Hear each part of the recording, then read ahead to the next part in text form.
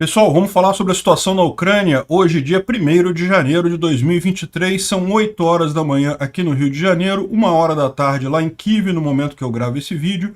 E ontem, na véspera do Ano Novo, houve 2 grandes ataques russos a alvos civis na Ucrânia.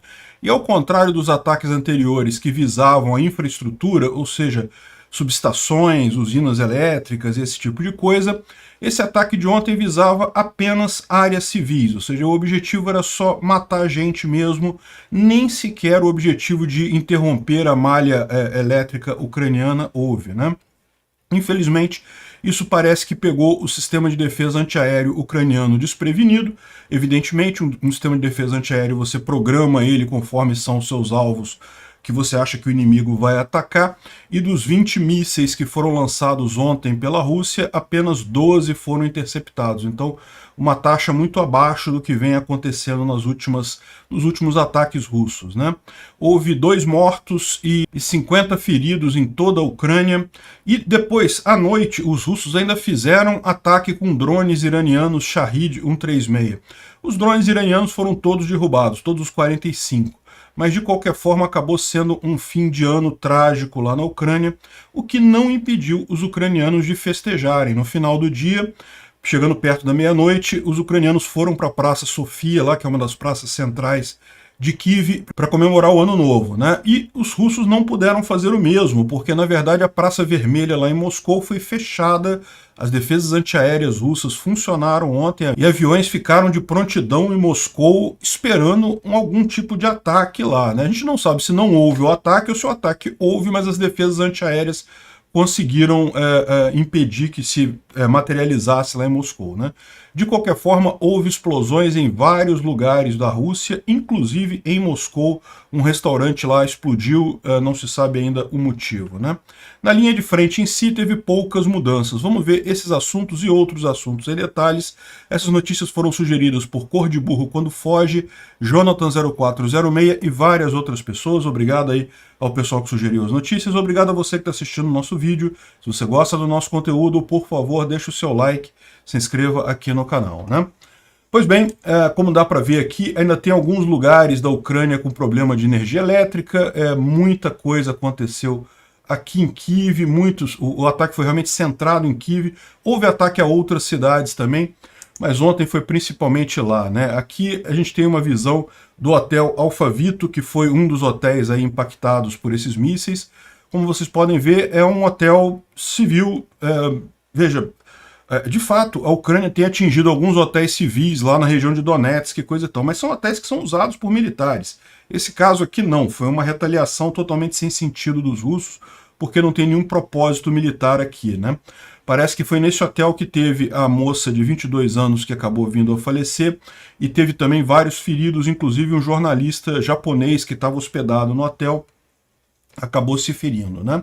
Então isso aqui acabou sendo a principal face desse ataque de ontem lá na Ucrânia, no último dia do ano. Dá para ver que parece que foi um míssil Iskander, né, que é um míssil de grande porte. E para quê, né?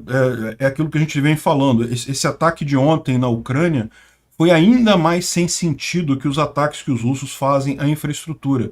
Um míssil desses custa uma fortuna enorme.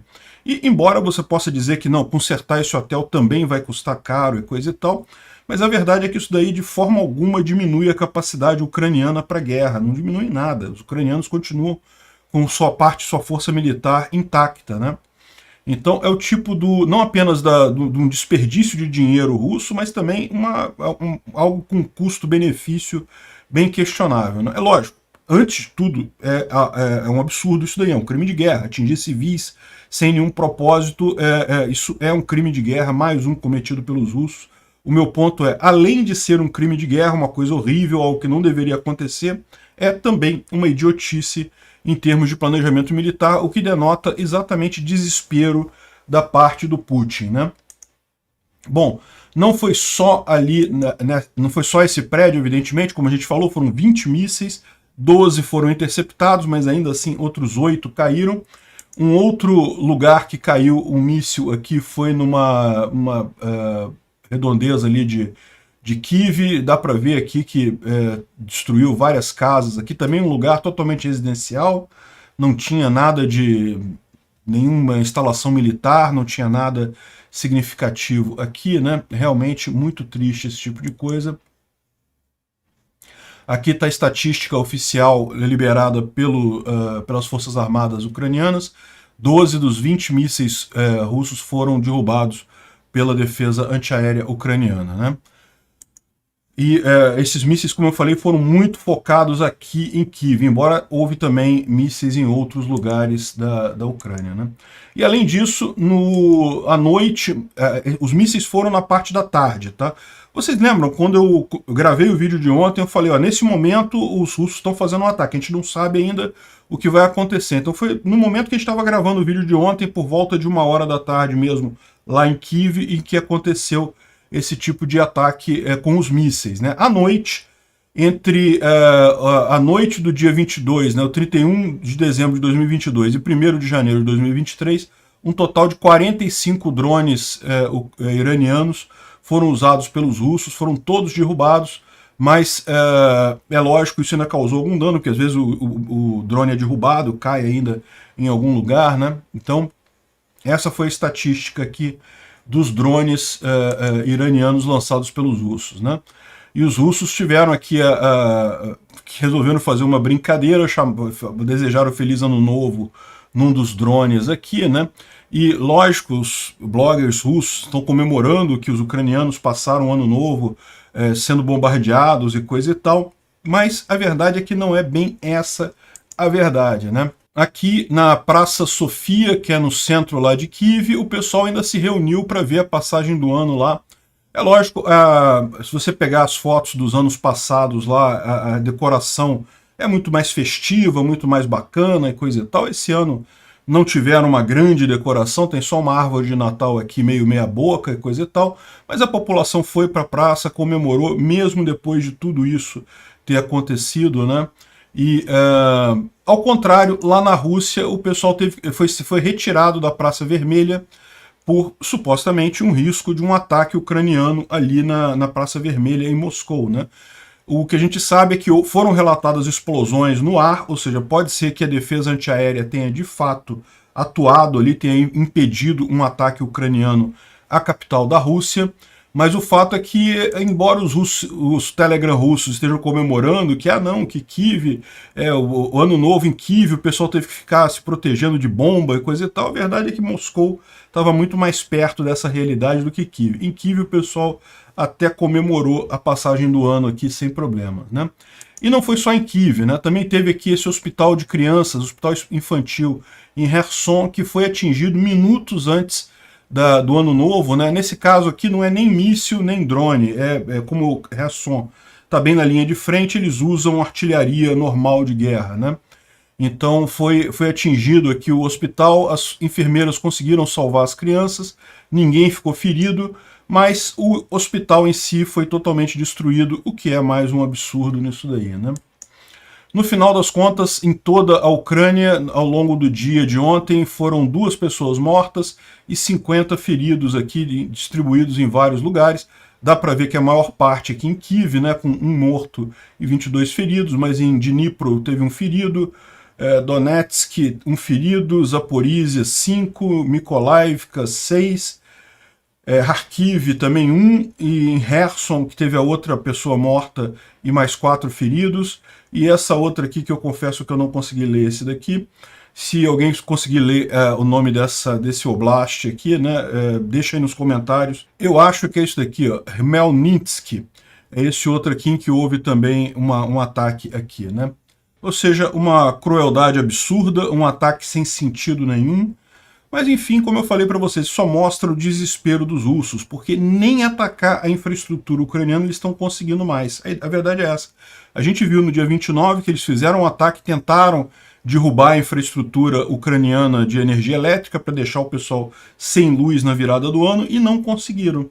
E aí, no desespero deles, sem conseguir fazer nada, acabaram jogando mísseis caríssimos para destruir prédios civis, né? Uma coisa que além de um absurdo, é um contrassenso econômico enorme. Denota realmente desespero do Putin, né? Bom, além disso, a gente teve alguns ataques hoje cedo. Hoje cedo, em Tokmak, foi atingida algum armazém aqui, próximo aqui, ó, A gente sabe que os ucranianos estão atingindo vários locais de concentração de tropas ali em Tokmak, em Melitopol, e atingiram esse hoje cedo, e aquele negócio, a gente não tem imagem de todos os ataques que eles fazem, né? A gente tem falado aqui nos últimos dias que eles fizeram vários ataques ali naquela região, Melitopol aqui, Tokmak, enfim, essa região toda aqui que é o corredor de terra, né, a ponte de terra entre o Donbás e a Crimeia. Os ucranianos estão atingindo com muita frequência essa região, causando muitas mortes nos russos, e ontem foi mais um caso desse, ou hoje, né, foi mais um caso desse aqui que eles fizeram. Isso daqui é bom quando a gente tem uma imagem. Raramente a gente tem essas imagens desses ataques ali na região. Também teve ataque ontem à noite a Donetsk. O centro de Donetsk, dá para ver aqui, está pegando fogo. Vamos ver se dá para ouvir alguma coisa. Новогодняя ночь, Донецк. Зарена, это, блядь, это Ватутина. Ватутина, вот это, дождя. Сейчас был Экспо Донбасс, вот Ватутина.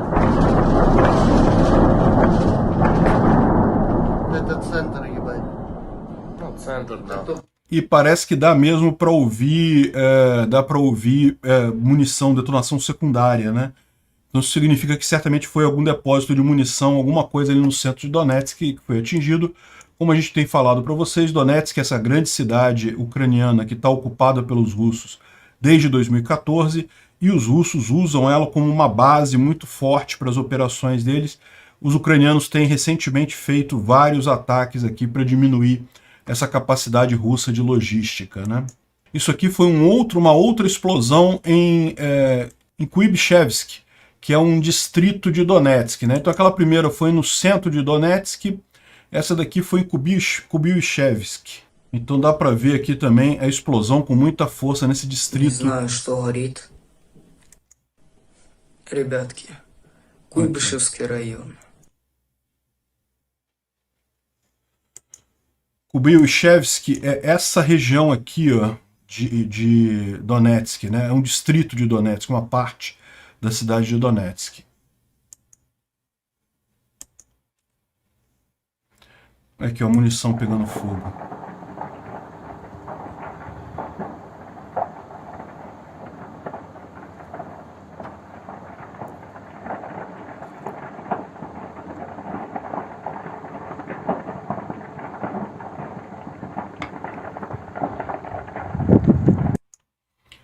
Ou seja, também pegaram um depósito de munição com certeza ali, né?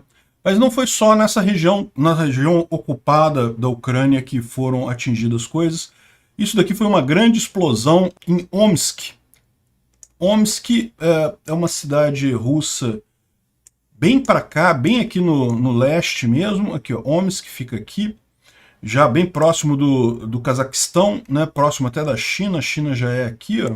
Houve essa grande explosão lá em Omsk, né? E teve outros casos também, em Briansk, Kursk, Rostov, Vorozhenevsk, Moscou e São Petersburgo. Ou seja, houve aí alguma ação aí, ou então um monte de gente fumando, né, para dar esse monte de acidente num monte de lugares lá na Rússia, né?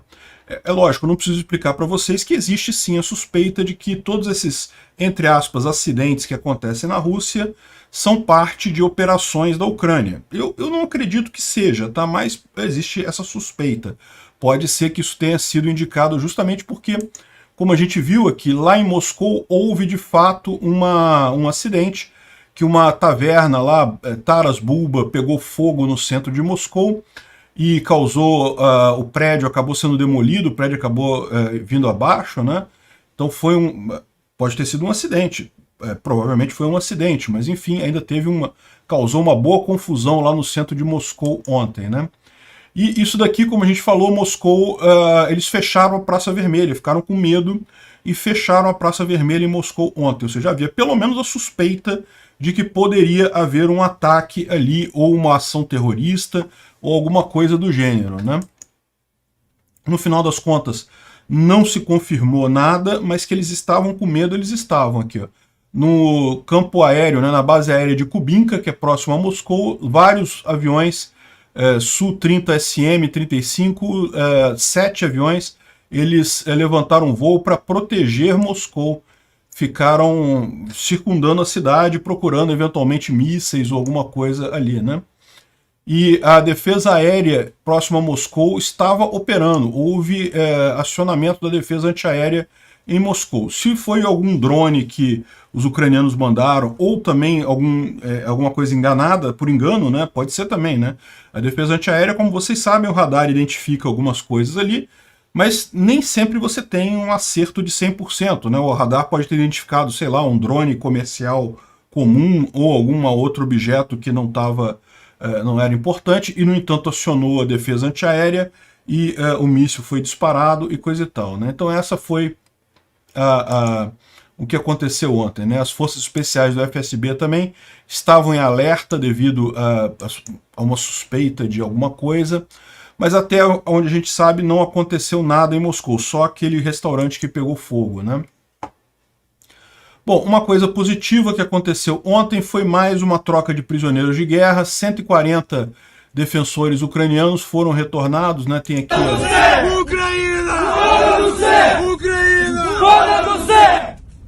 o pessoal comemorando a volta para casa aqui no ônibus. Passaram pelo checkpoint ali, passaram pela linha de frente. Enfim... sinal de comemoração, sempre positivo isso, né? Sempre muito positivo o pessoal retornar. Bom, vamos dar uma olhada na linha de frente. Como eu falei para vocês, não teve grandes mudanças de ontem para hoje. O pessoal estava provavelmente comemorando o Ano Novo, né? Não teve muito avanço. Há uma suspeita de que os russos tentaram avançar próximo a Mariupol, mas vamos dar uma olhada aqui, né? O Defmon faz aquela thread dele sempre muito boa, recomendo muito que vocês sigam ele, falando sobre o clima, como é que está lá nos lugares, né? E aqui, por exemplo, próximo a Svatov, o que ele fala é que houve uma tentativa russa de avanço em direção a Stelmarivka, mas foi bloqueada pelos ucranianos, então não teve grandes mudanças aqui. Aqui também em Kriminá houve novamente avanço em direção a Nevsky e em Chervonopopivka, e de novo foi bloqueado pelos ucranianos, então também não teve nenhuma grande mudança aqui. Também houve um avanço em direção a Bilororivka, mais ao sul um pouquinho, novamente sem nenhuma mudança, né? E aqui em Bakhmut também é o mesmo panorama. Os russos tentaram avançar em vários pontos aqui, Soledar, Bakhmutste, Pidorodne, e pelo leste da própria Bakhmut, e também aqui em Klishivka, mas aparentemente não conseguiram avanço significativo, né? Aqui em Donetsk também tentaram mais uma vez, há muito tempo, desde 2014, os russos tentam retomar Avdiivka, mas não conseguem. Todas as tentativas deles de avançar aqui, de cercar a cidade, têm sido inúteis, né? E também aqui em Marinka não conseguiram avançar aqui também. Aqui é onde houve supostamente um avanço russo aqui na região de Zaporizhia, né? Mariupol é uma grande concentração de tropas ucranianas aqui na região, e essa cidade aqui, Dorornyanka, né, é uma cidadezinha aqui que, segundo os russos, eles retomaram essa cidade. Ela estava na mão dos ucranianos e os russos teriam retomado aqui. Mas tem gente também dizendo que não, que eles tentaram avançar, mas não tomaram a cidade.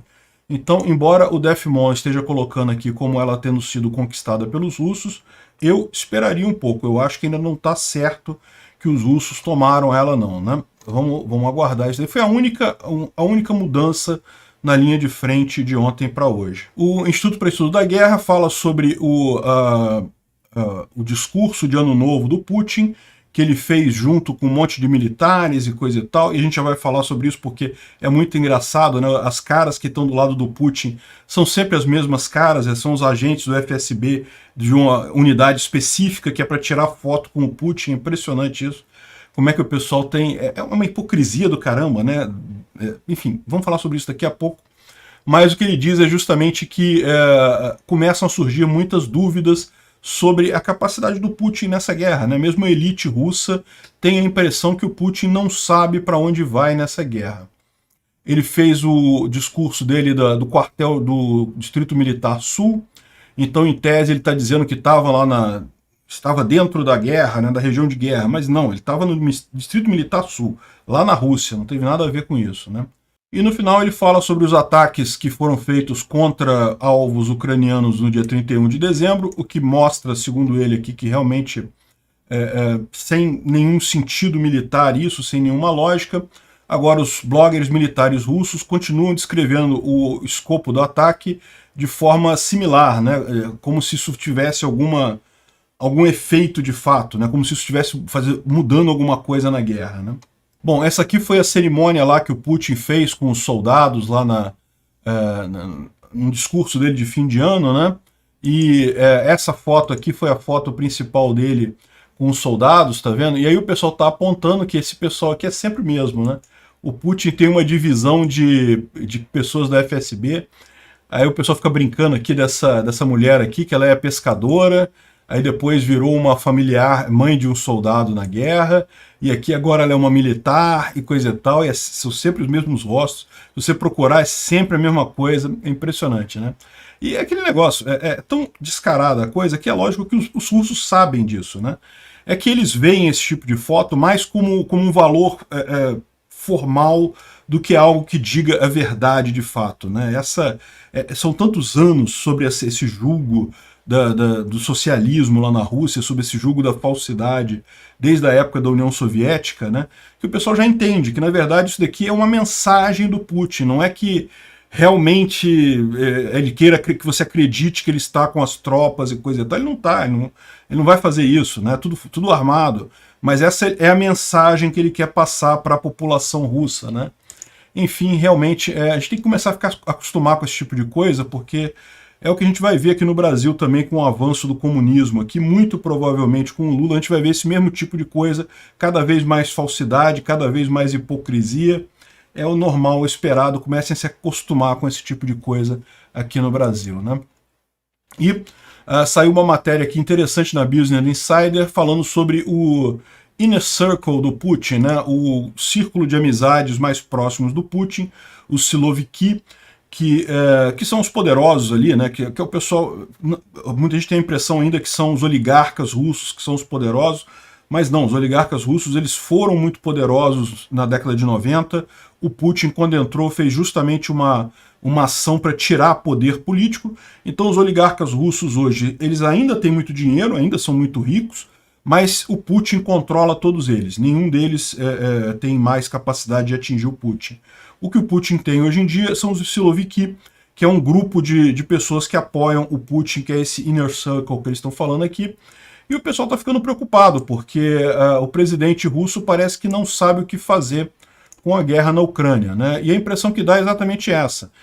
Os russos sabem que não conseguem sequer manter a linha de frente que eles têm hoje, né? Ficam mandando mobilizados para lá, sabendo que os mobilizados vão fazer muito pouca diferença, e no final das contas é uma questão de tempo até a Ucrânia retomar os territórios todos dela. O que o Putin está fazendo, o que parece estar fazendo, é uma aposta no tempo, uma aposta de que em 2023, por exemplo, os Estados Unidos vai se cansar de ajudar a Ucrânia, a Europa não vai querer mais saber de guerra e coisa e tal. Essa aposta dele, um componente dela, que era a Europa ficar sem gás no inverno e com isso desistir de apoiar a Ucrânia, eles tinham essa impressão, eles tinham essa ideia, isso já foi por água abaixo, a Europa está com os reservatórios cheios, o preço do gás já caiu para níveis de antes da guerra. Então, embora o inverno esteja difícil na Europa, né, os preços estão mais caros, a energia está mais cara, mas não vai ser essa catástrofe que o Putin imaginava. Então ele parece que fica tentando só ganhar tempo, né, esperando, porque ele tem a impressão que ele consegue esperar indefinidamente, enquanto os países do Ocidente e dos Estados Unidos não têm essa paciência toda, né? Como no Ocidente, nos Estados Unidos, tem eleições, esse tipo de coisa, eles não podem esperar, não podem se dar o luxo de ficar esperando por muito tempo, ou corre o risco de perder votos. Então é nisso que o Putin está apostando. Só que o problema é que para a Rússia isso está ficando muito ruim também, né? Para os oligarcas russos já está terrível, mas eles não têm poder de mudar nada. Agora, até para esse círculo mais interno do Putin está ficando complicado, né? O pessoal está perdendo capacidade. E o fato é que eles falam aqui que muito da elite russa está perdendo a fé no Putin, mas não é só a elite russa não, a gente tem falado aqui até pelas mensagens no Telegram, né, dos russos, lá você vê realmente que houve uma mudança qualitativa, principalmente depois das contraofensivas em Kharkiv e Kherson. Muitos dos russos que antes achavam que não, que a Ucrânia está destruída, acabou a Ucrânia não existe mais, já estão falando de como se fosse inevitável a derrota da Rússia. A questão é como que ela vai acontecer, né? Então, o grande ponto é esse, né? Ele claramente não sabe o que fazer, ele está aguardando, está tentando postergar a guerra para ver se acontece alguma coisa que ajuda ele. O problema é que cada vez que ele posterga mais a guerra, a própria posição dele e do ciclo que apoia ele fica mais fraca lá dentro da Rússia, né? Um outro exemplo de problema que eles vão enfrentar agora é a questão de seguro de navios, né? Já aconteceu uma leva de suspensão de seguro de navio logo que começaram as sanções, porque as sanções realmente incluíam até isso, né? Seguradoras cuja maior parte fica no Ocidente, nos Estados Unidos, não podiam fazer seguros para, por exemplo, navios russos. Mas agora a coisa está indo um passo além. Por quê? Porque muitas seguradoras simplesmente vão cancelar a cobertura do risco de guerra. Infelizmente isso é ruim para a Ucrânia também. Por exemplo, aqueles navios que entram no Mar Negro para pegar trigo, né, nos portos da Ucrânia, tem toda uma proteção da Turquia e coisa e tal, mas para a pessoa que tem o navio, ela quer ter o seguro, né, que se acontecer alguma coisa, ela não vai perder o patrimônio dela. Um navio custa muito caro. E esses navios são navios civis, eles não têm proteção nenhuma. Se alguém mandar um missilzinho que seja lá, o navio afunda. Enfim, é uma coisa ruim para a Ucrânia também, mas certamente é muito pior para a Rússia, porque a Rússia depende muito de exportações nesse momento. A Ucrânia, bem ou mal, ela está sendo apoiada diretamente pela Europa, pelos Estados Unidos, então é lógico que isso é terrível, não poder exportar o trigo dela, mas assim, em última análise, não deve faltar dinheiro para a Ucrânia. Já para a Rússia, isso é uma possibilidade. Então, as resseguradoras, que normalmente fazem contratos com as seguradoras no dia 1º de janeiro, então é um contrato que é renovado anualmente, as resseguradoras não aceitam mais esse risco, então as seguradoras também vão ter que não fornecer mais isso para os clientes, né? Vocês sabem como funciona o mercado de resseguro, né? Quando uma seguradora faz um contrato que é muito arriscado, que tem caso de problema, o custo seria muito alto para ela arcar, ela pode repassar uma parte desse custo para a resseguradora.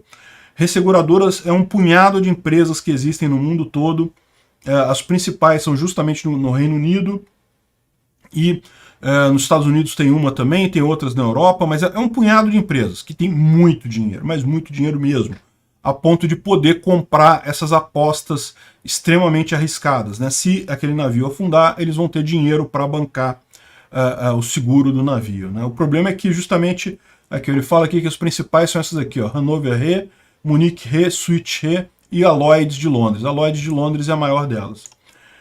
Enfim, eles estão com esse problema. Uma vez que as resseguradoras não aceitam, as seguradoras também não estão aceitando mais, e embora isso vá prejudicar todo mundo, inclusive a Ucrânia, vai prejudicar muito mais a Rússia, né?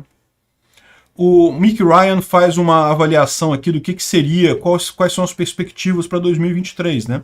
Hoje é o primeiro dia do ano, e daí? Para onde é que vai essa guerra, né? E ele fala algo que a gente já mencionou, que aparentemente nesse momento a linha de frente está numa espécie de standstill, né? Ou seja, ninguém consegue avançar, os ucranianos não têm equipamentos suficientes para avançar, os russos também não.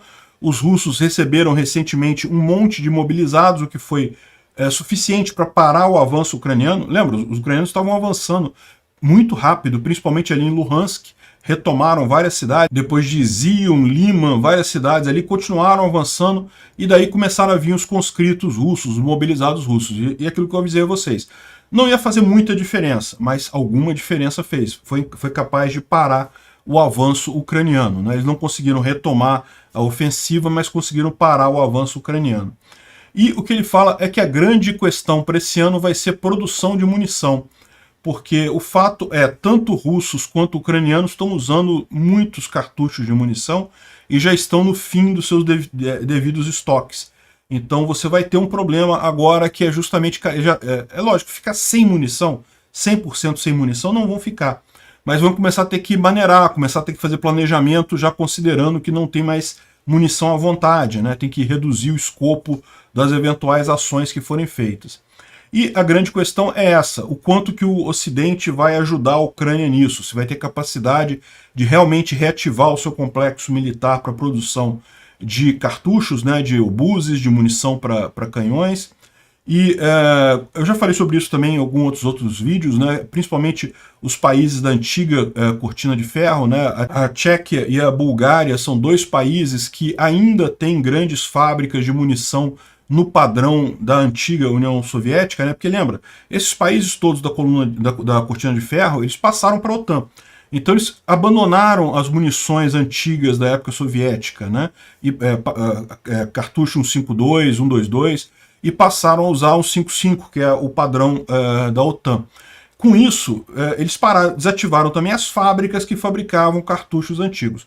Mas justamente na Bulgária e na Tchequia, eles tinham contratos com vários países africanos que ainda usavam equipamento soviético, então eles mantiveram fábricas produzindo isso daí, né? E lógico, o ritmo de produção vai ter que ser aumentado em muito. Mas é algo que é possível, você já tem todo o know-how, já tem todos os equipamentos, já tem tudo pronto ali, é só uma questão de ampliar a quantidade da produção, e é isso que eles devem fazer. Isso que é a grande incógnita, vai ter isso mesmo, né? Outra coisa que eles falam é justamente sobre a questão do Ocidente abandonar esse salto alto e passar a fornecer diretamente armas mais poderosas para a Ucrânia, né? O Patriot foi certamente uma coisa positiva, mas o ideal realmente seria que os americanos deixassem para lá esse cuidado e dessem o ATACMS, dessem outras armas que permitiriam os ucranianos encerrar o assunto dessa guerra rapidamente, né? E a outra variável que ele coloca é a capacidade da China de se manter neutra nessa guerra, né? E a China até aqui não tem entrado na guerra, teve até um encontro com o Putin, fazendo parênteses aqui rápido, no dia 31 mesmo, em que o Putin falou que ia aumentar a cooperação militar com a Rússia, coisa e tal. Mas entenda, isso daí não quer dizer que a China vai realmente ajudar a Rússia na guerra, né? Isso daí é o Xi Jinping se fazendo tentando escapar da pressão do Putin. E a questão toda é essa, né? A China importa muita coisa dos russos, mas tem a principal fonte, a economia chinesa gira em torno dos Estados Unidos. Então, a China não tem muito como ir para o lado da Rússia, senão ela quebra. Já não está com uma economia tão boa assim. Se fizer um negócio desse, sofrer sanções americanas, quebra, né? A questão é, o que vai acontecer com a China? E a última variável que ele coloca aqui é a capacidade da liderança do Zelensky e do Biden também de continuar mantendo esse apoio à Ucrânia, né? Eu não tenho dúvida nenhuma que eles vão conseguir isso ao longo de 2023 e a Ucrânia vai certamente sair vitoriosa dessa guerra. Não sei se vai acabar em 2023, né? Vamos ver, isso daí, guerra é algo totalmente inesperado, a gente não tem como saber o que vai acontecer, mas eu acho que sim, que a Ucrânia tem tudo para ao longo desse ano receber as armas que ela precisa e com isso retomar todos os territórios, inclusive a Crimeia, né? E só para terminar aqui, eu vou botar um vídeo para vocês de uma explosão de um tanque russo, um T-90M, que explodiu e o turret dele, né, o canhão dele subiu, ficou 7 segundos no ar. Impressionante. Olha só a imagem aqui. Танками первая бэха, еще одна. А вот та, что стоит вдоль, блядь, есть танк. Ой, да, хорошо полетел. Ó, agora que apareceu o turret ali, né? Ou seja, com um tempão realmente, com um tempão no ar, né? E aí, eu estava vendo uma thread, acabou que eu separei essa thread para falar num vídeo há um tempo atrás, mas acabei não falando, porque às vezes fica muito longo o vídeo, a gente acaba não falando tudo que separa. Mas era um engenheiro de tanques explicando por que os tanques russos explodem o turret voa, né? E aí ele estava explicando, todo mundo sabe por quê, né? Porque o tanque russo ele tem um mecanismo de auto-loading e coisa e tal, e que então fica um monte de munição na parte de baixo do tanque. Se você dá um tiro que atinge aquela munição, a coisa explode e o turret voa, né? E a grande questão é, isso a gente sabe desde sempre isso daí, né? E a grande pergunta que era ali, por que os russos não fazem algo para mudar isso? Por que eles não mudam, né? Porque eles já sabem que tem esse problema desde a década de 1970. Por que eles não mudam os tanques deles? Né? E a resposta do cara foi muito interessante, realmente faz todo sentido no mundo. Que é o seguinte, se você vai morrer, não importa se você vai morrer com um turret explodindo ou não. O fato é, num tanque americano também, se você consegue dar um tiro e atingir a munição dentro do... consegue perfurar e entrar dentro da cabine, você já matou a equipe toda ali. Então, ok, não vai explodir o turret, mas e aí, né? Tá todo mundo morto de qualquer forma. Que diferença faz para o soldado morrer explodindo o turret ou o soldado morrer sem explodir o turret? No final das contas, não faz diferença nenhuma. Então, é por isso que os russos nunca mudaram esse desenho deles, porque eles entendem que, meu amigo, explode, voa, mas os americanos também morrem todo mundo dentro do tanque. Pode não explodir o turret, pode não voar o turret, mas morre todo mundo do mesmo jeito. Então, esse é o motivo do porquê que os russos não agem nesse tipo de problema, né? Obrigado por assistir o vídeo até o final. Além de curtir, compartilhar e se inscrever no canal, considere se tornar patrocinador com valores a partir de R$ 1,99. Clique no botão Seja Membro abaixo para saber as condições e vantagens de patrocinar o canal. Mais informações sobre o nosso projeto, visite nossos sites indicados na tela.